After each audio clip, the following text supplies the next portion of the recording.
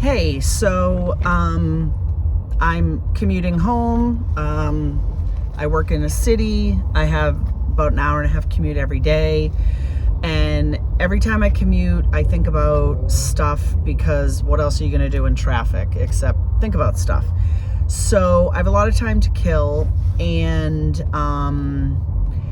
I've been thinking about making videos explaining what I'm thinking and issues that I'm dealing with, because it would help in two ways. One, it would help because it would get it out of my head. And anything that isn't in my head is less shit that takes up room. And then two, if other people can relate to it, I always feel like when you feel something relatable, it makes you feel kind of accepted. So, yeah, I am a mom. I work a full-time corporate job. I've been there several years, well over a decade. Love my job, love the people I work with, benefits, salary, great.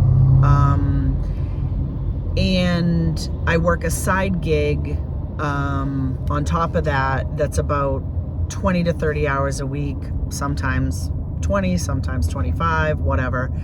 I do that in order to pay for family vacations in cash, not have any credit card debt, make sure the cars that we drive are paid off, 401k, retirement savings. So I do that.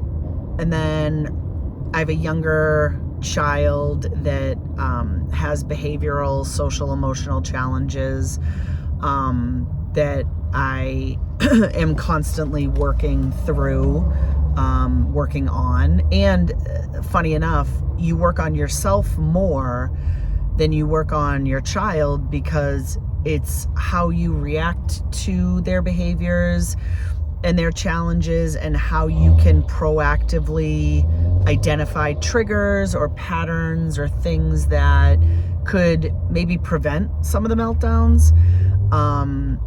So, I have a wonderful family, great jobs. I feel like there are days where I want to just drive to Logan Airport and buy a one-way ticket to anywhere, as long as it's warm.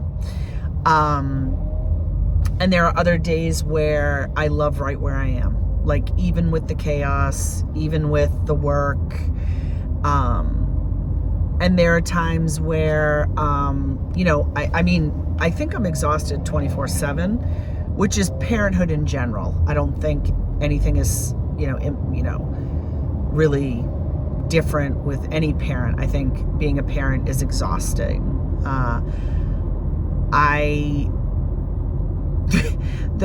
There are days where I'm like, holy shit, what did I do today? And I go through the list of shit that I did, and I'm like, how did I do that? And the question is, the answer to that is, I don't know. I really don't know. I think a coffee plays a big role in my life.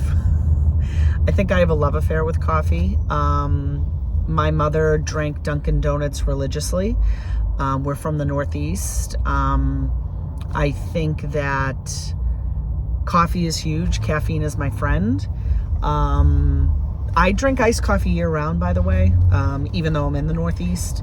I will drink coffee iced in the middle of a snowstorm. And I do.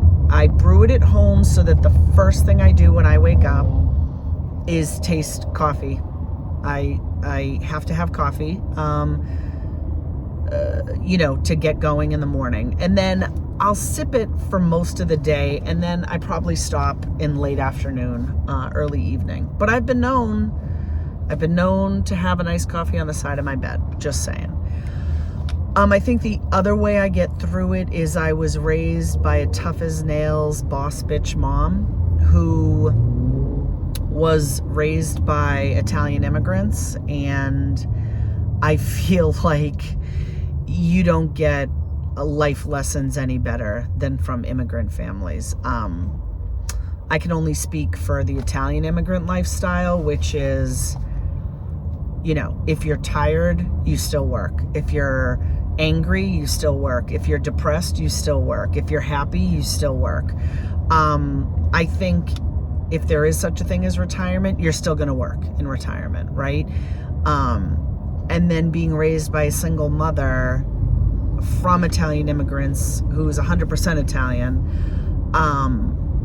you know, she didn't have the luxury of not working. She had 3 girls to raise. And, you know, when you're going through it in the moment, you don't realize you're absorbing all of this, like, life lessons, all of these skills, right? I think it's just you're born into it. So, like, I saw my mom work constantly. And so I think that's just kind of part of it. And I think being a mother, you work. You just continue to work. If you're tired, you work. If you're depressed, you work. You can't not take care of your kids. You can't not work, unless you're married to, like, you know, a partner that, you know, gives you that ability. But then even if you're not working outside of the house, you're working in the house. Like, to be honest, if someone said to me, hey, you don't have to work outside the house anymore, you could be a stay-at-home mom, I would puke in their face, because even though I love my kids, the last thing I would want to do is be at home with my kids 24/7.